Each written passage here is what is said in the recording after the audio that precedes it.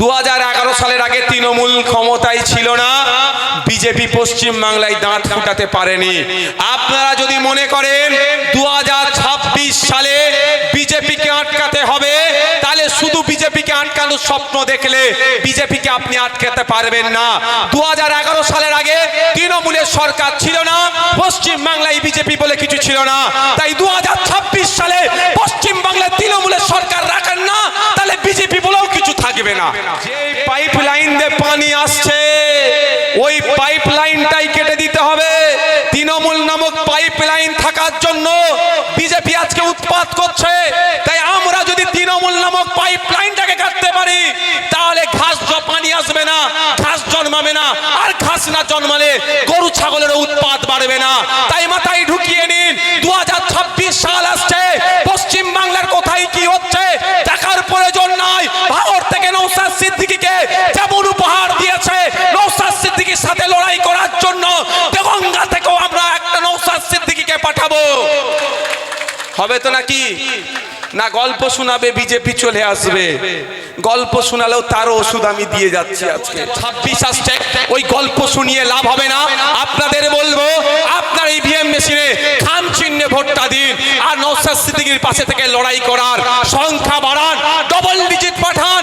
আপনাদের বলুন, আজকে আপনারা আফসোস করছেন, 10টা যদি নওশাদ সিদ্দিকী থাকতো, সংযুক্ত মোর্চার 10টা যদি বিধায়ক থাকতো, মমতা ব্যানার্জি অকাপ নিয়ে দ্বিচারিতা করতে পারতো না।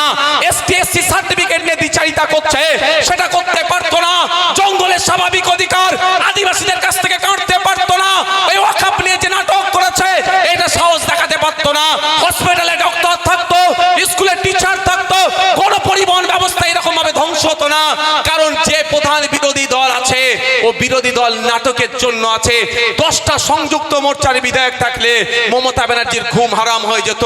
কারণ একটা সংযুক্ত মোর্চা তো আইএসএফ এর বিধায়ক যদি 293টার উপরে ভারী পড়তো পড়ি, তাহলে 10টা থাকলে কি হতো ভাই? আইএসএফ যেখানে যেখানে প্রার্থী দেবে, ওখানে যদি বিজেপি চলে আসে ভোট কাটে, তাহলে তৃণমূল যা শাস্তি দেবে সব মাথা পেতে আইএসএফ মেনে নেবে। সাথে সাথে মমতা ব্যানার্জিকে লিখতে হবে, যেখানে যেখানে তৃণমূল প্রার্থী দেবে, ওখানে ভোট কেটে যদি বিজেপি আসে, আইএসএফ যা শাস্তি দেবে মাথা পেতে মানতে হবে। হোক হোক চ্যালেঞ্জ, অসুবিধা আছে নাকি? আমরা জীবন দিয়ে বিজেপিকে আটকাবো তো? চ্যালেঞ্জ করে গেলাম, এগ্রিমেন্ট হোক। একদিকে পীরজাদা আব্বাস সিদ্দিকী সই করবে, অপরদিকে মমতা ব্যানার্জিকে সই করতে হবে। আইএসএফ এর ভোট কাটাকাটিতে যদি বিজেপি আসে, যা শাস্তি তৃণমূল দেবে মাথা পেতে নেব। কিন্তু তথ্য 2021 সালের তোলা আমাদের কাছে আছে, 77টা সিট বিজেপি পেয়েছে, তাকে মমতা ব্যানার্জির দল উপহার দিয়েছে।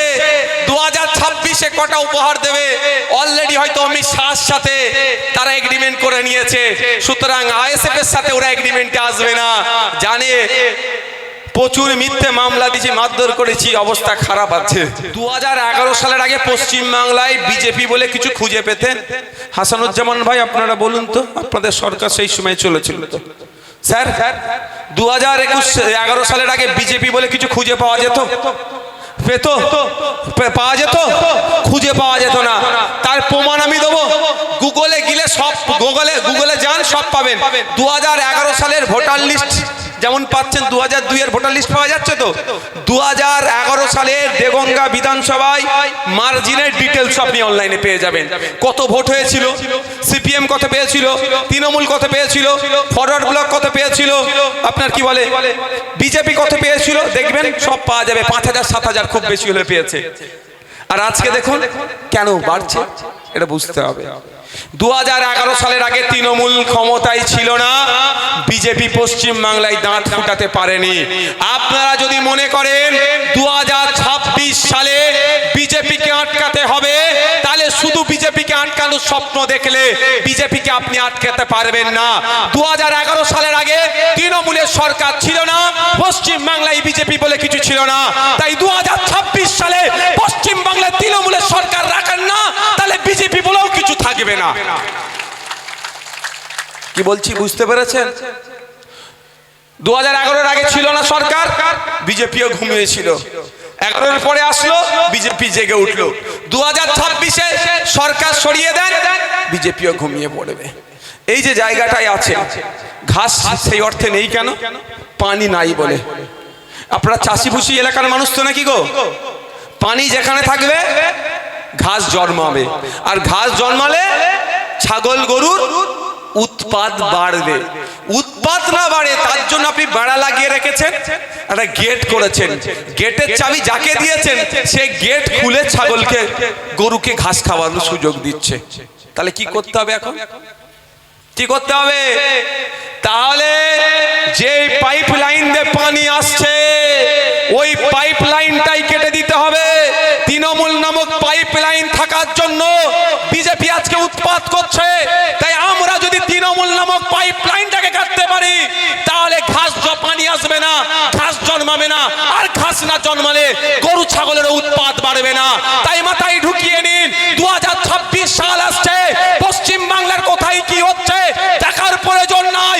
ভারত থেকে নওশাদ সিদ্দিকীকে যেমন উপহার দিয়েছে নওশাদ সিদ্দিকীর সাথে লড়াই করার জন্য দেগঙ্গা থেকেও আমরা একটা নওশাদ সিদ্দিকীকে পাঠাবো। হবে তো নাকি? না গল্প শোনাবে বিজেপি চলে আসবে। গল্প শোনালেও তারও ওষুধ আমি দিয়ে যাচ্ছি আজকে। গল্প শোনাতে পারে তৃণমূল এই আইএসএফ ভোট কেটে নাকি বিজেপির সুবিধা করে দেবে। ভাঙড়েও গল্প শুনিয়েছিল, আপনারা দেখুন ভাঙড়ের মানুষ এই গল্প খায়নি। আইএসএফ কে ভোট দিয়েছে, বিধানসভার মধ্যে চলে গিয়েছে, রাজ্যের মানুষের হয়ে লড়াই করছে। তাই 2026 আসছে, ওই গল্প শুনিয়ে লাভ হবে না। আপনাদের বলবো আপনার ইভিএম মেশিনে খাম চিহ্নে ভোটটা দিন, আর নওশাদ সিদ্দিকীর পাশে থেকে লড়াই করার সংখ্যা বাড়ান, ডবল ডিজিট পাঠান। আপনাদের বলুন আজকে আপনারা আফসোস করছেন 10টা যদি নওশাদ সিদ্দিকী থাকতো, সংযুক্ত মোর্চার 10টা যদি বিধায়ক থাকতো, মমতা ব্যানার্জি ওয়াকফ নিয়ে দ্বিচারিতা করতে পারতো না। এসটি/এসসি সার্টিফিকেট নিয়ে দ্বিচারিতা করছে, সেটা করতে পারতো না। জঙ্গলের স্বাভাবিক অধিকার আদিবাসীদের কাছ থেকে কাটতে পারতো না। ওই ওয়াকফ নিয়ে যে নাটক করেছে এটা সাহস দেখাতে পারতো না। হসপিটালে ডক্টর থাকতো, স্কুলে টিচার থাকতো, কোন পরিবহন ব্যবস্থা এরকম ভাবে ধ্বংস হতো না। কারণ যে প্রধান বিরোধী দল আছে ও বিরোধী দল নাটকের জন্য আছে। 10টা সংযুক্ত মোর্চার বিধায়ক থাকলে মমতা ব্যানার্জির ঘুম হারাম হয়ে যেত। কারণ একটা সংযুক্ত মোর্চা তো আইএসএফ এর বিধায়ক যদি 293টার উপরে ভারী পড়তো পড়ি, তাহলে 10টা থাকলে কি হতো ভাই? আফসোস হচ্ছে না এখন? হচ্ছে তো? তাহলে এই আফসোসটা সামনে বারে হবে তো উত্তরে? একটা কথা ওরা বলতে পারে ভোট কেটে বিজেপির সুবিধা করে দেবে। চলো একটা এগ্রিমেন্ট হোক, তাহলে একটা এগ্রিমেন্ট হোক। বলছে আইএসএফ না বিজেপির কাছ থেকে টাকা নিয়ে ভোট কেটে বিজেপির সুবিধা করে দেবে। আচ্ছা টাকা আমি তর্কের খাতিরে বলছি, ওরা আমি তো মামলা ঠুকে দিয়েছি জানেন তো। বড় নেতা জীবনে কোর্টের ধারে আসে নেই, ওই ডেট দেওয়া হয়েছে ডিসেম্বরের 29 তারিখে। কোর্ট ডেট দিয়েছে, বেটা যদি না হাজির হয় কোর্টের মাধ্যমে আইনের মাধ্যমে ওকে বেঁধে তুলে নিয়ে আসবো আমরা। ঠিক আছে? 30 কোটি টাকা নাকি আমরা নিয়েছিলাম এ কথা বলেছে। আমি ভাই ওই খিস্তির বদলে খিস্তির জবাব আমি দিতে পারি না। চোখের বদলে চোখ নিতে হবে, ওই রাজনীতি আমি করি না। তাহলে পৃথিবীতে তো সবাই অন্ধ হয়ে যাবে। আমাকে বলেছে টাকা নিয়েছে, আমি কোর্টকে বলেছি কিভাবে নিয়েছে একটু প্রমাণ করে দিতে বলুন। কাজ শেষ। আমি যদি টাকা নিয়ে থাকি তো প্রমাণ করে দিই।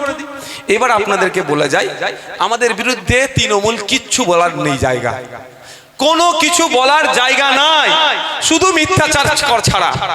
সেই মিথ্যাচারটা কি? বিজেপির কাছ থেকে টাকা নিয়েছে, বিজেপির সুবিধা করে দেবে।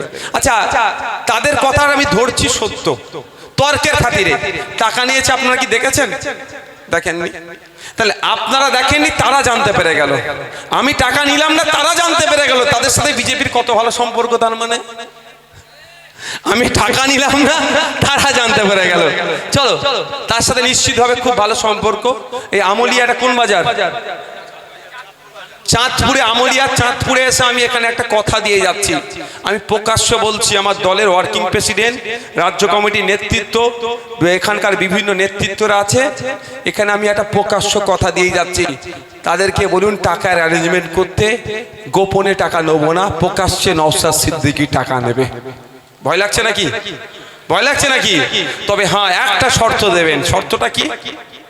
100 টাকার অ্যারেঞ্জ করতে পারলে 10% 10 টাকা আমি নেবো, 90 টাকা তাকে দিয়ে দেবো যে অ্যারেঞ্জ করবে। অসুবিধা আছে? পার্টি চালাবো রে ভাই। বলছে বিজেপি নাকি কোটি হাজার হাজার কোটি টাকা দিচ্ছে, যদি 100 কোটি টাকাই দেয় 90 কোটি টাকা তাকে ফেরত দিয়ে দেবো, 10 কোটি টাকা আমরা পার্টি চালাতে রাখবো। কারো অবজেকশন আছে ভাই? আমার অবজেকশন নেই, তবে ওপেন লোবো, ওই গোপনে হবে না ভাই। ফেস টাইমে কল করে শুভেন্দু অধিকারী মমতা ব্যানার্জি রাতে তুই এটা বল, আমি রাত সকালবেলা এটা বলবো, চলবে না। অন স্টেজ হবে, হাতে টাকা তুলে দেবে, নিয়ে নেবো। আজকের পর থেকে যদি কেউ বলে যে বিজেপির কাছ থেকে টাকা নিয়ে সুবিধা করে দিচ্ছে, তাকে কি বলবেন? এই টাকা নিয়েছে প্রমাণ করতে পারিসনি তোরা। তোদের এক নেতা বলেছিল টাকা নিয়েছে, তার নামে মামলা করেছে। ইভেন এখানে বলে যাচ্ছি, মমতা ব্যানার্জিরও সাহস নাই, তার ভাইপো অভিষেক ব্যানার্জিরও সাহস নাই এটা বলা সংখ্যা যে নয়। যেমন একজন সংখ্যা বলে ফেসে গিয়েছে যে কবে কোথায় কত টাকা নিয়েছে, এটুকু মমতা ব্যানার্জি বলুক। উনিও কত বড় রাজ্যের, আমাদের রাজ্যের মুখ্যমন্ত্রী, যত বড়ই পদে থাকুক না, তাকে স্যালুট করি, মুখ্যমন্ত্রীকে আমি সম্মান দেবই, কিন্তু তাকেও আমি কোর্টে টেনে নিয়ে আসবো সত্য প্রমাণ করানোর জন্য।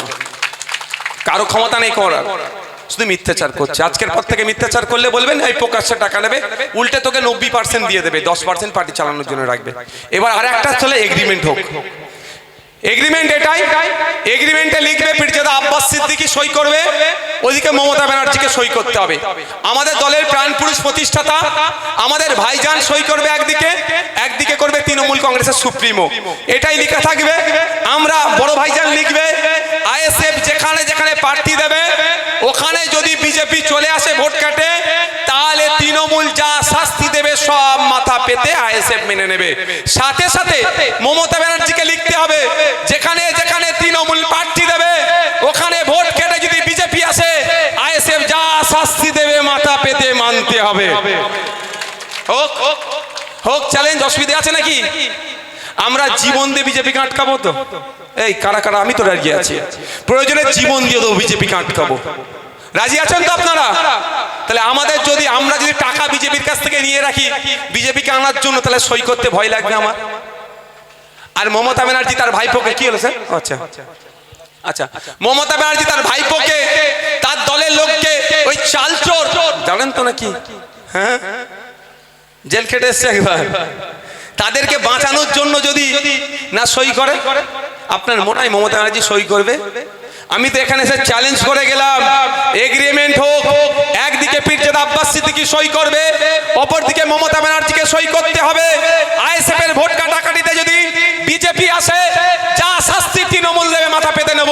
কিন্তু তথ্য 2021 সালের তোলা আমাদের কাছে আছে, 77টা সিট বিজেপি পেয়েছে, তাকে মমতা ব্যানার্জির দল উপহার দিয়েছে। 2026-এ কটা উপহার দেবে অলরেডি হয়তো অমিত শাহর সাথে তারা এগ্রিমেন্ট করে নিয়েছে। সুতরাং আইএসএফ এর সাথে ওরা এগ্রিমেন্টে আসবে না, জানে প্রচুর মিথ্যে মামলা দিয়েছি, মারধর করেছি, অবস্থা খারাপ আছে। আজান হচ্ছে গো।